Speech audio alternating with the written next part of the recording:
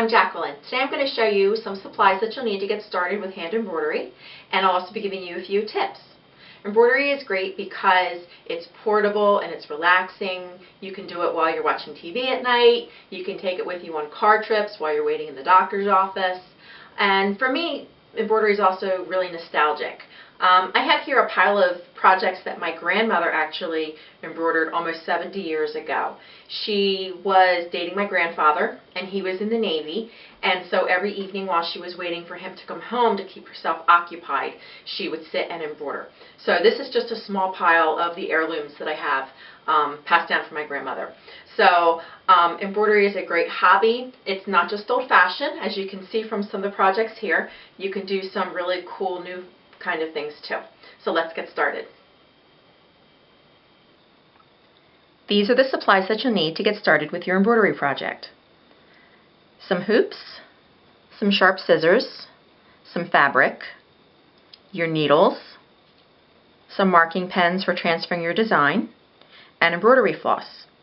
You'll find that all these supplies are pretty inexpensive and easy to find at any craft store or needle shop. I find that 100% cotton fabric is the easiest to work with. Especially if you're starting out, you can use something like this really inexpensive muslin. It's very cheap, so it's a great thing to practice on. I also like to use things that have just a very subtle pattern in the background. I don't even know if you can see the pattern in these. But they add just a little bit more personality and interest to your project. And a light color is probably the best so that your design shows up on it the best. You can lay your threads out on the fabric before you start just to see how they're going to look against your fabric.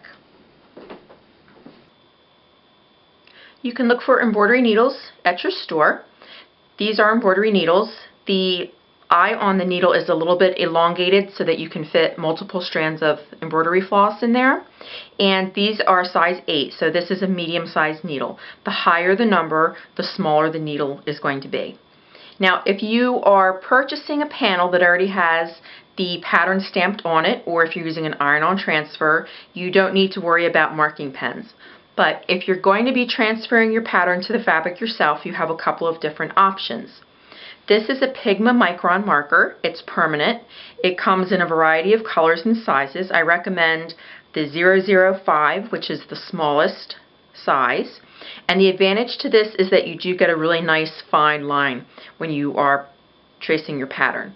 The disadvantage is that it is permanent, so if you make any mistakes when you're tracing, or if you're done your stitching and some of your lines aren't completely covered by your stitches, there's no way to get those lines and marks out of your fabric.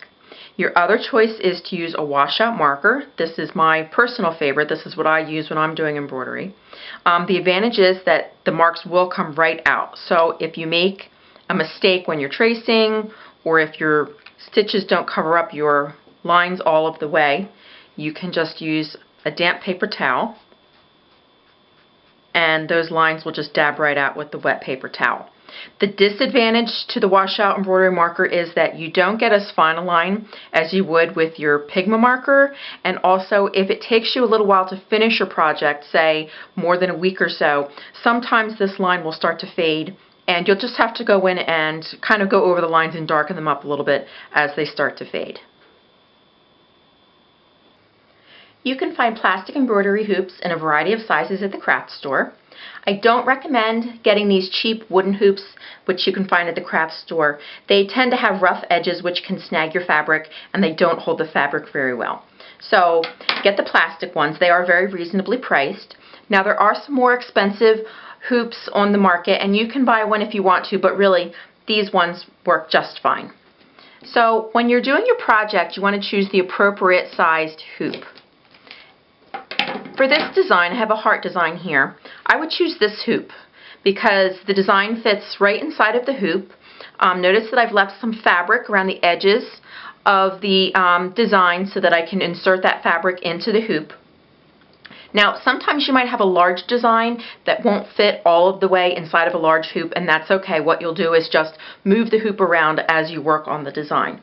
It's also important to remember that at the end of every day, or whenever you're done your stitching, take out the hoop from the fabric. If you leave the hoop in the fabric, you're going to find that you get creases in the fabric that you can't press out later. So remember to take the hoop out whenever you're done with your stitching.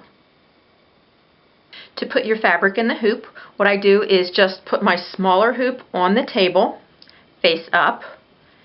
I lay my design over it, put the bigger hoop over that, it will fit right over, and then you just use this nut to tighten it up, and you want to get it pretty tight, and then if you want to, you can just tug the edges a little bit to make sure it's nice and smooth.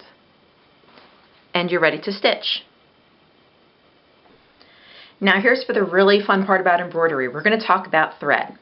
Thread comes in about 1 million different colors. So if you're a color lover, you're going to love playing with the different embroidery threads that you can find on the market today.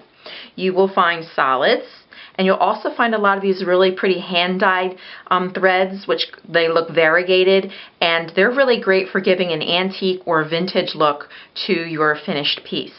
Now, one thing to remember about the hand-dyed threads is they're not all color fast. So you'll want to check the label, and if they're not color fast, then save these for projects which you won't need to wash.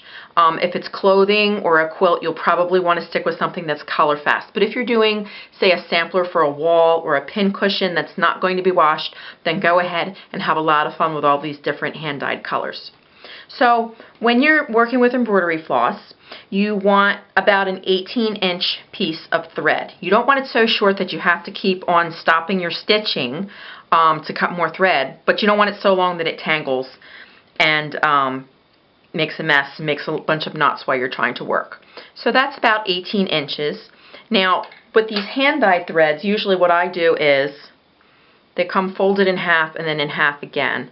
So what I'll do is just pull one out, and if you cut that right about in half, that usually gives you a piece that's about 17 or 18 inches long.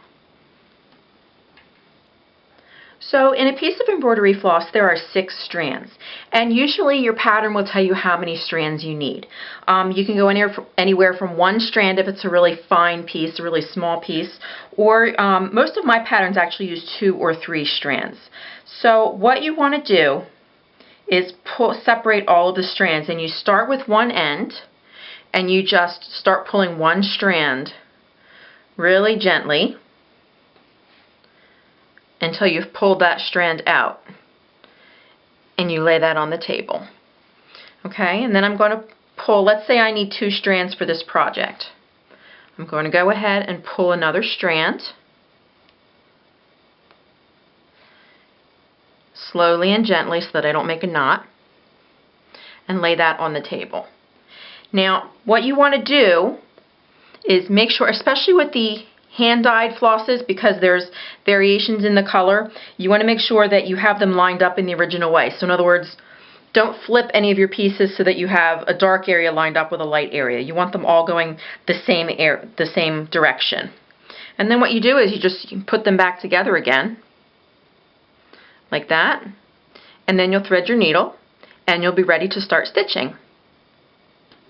So I hope this has gotten you excited about trying embroidery, and next time I will be showing you a few basic stitches.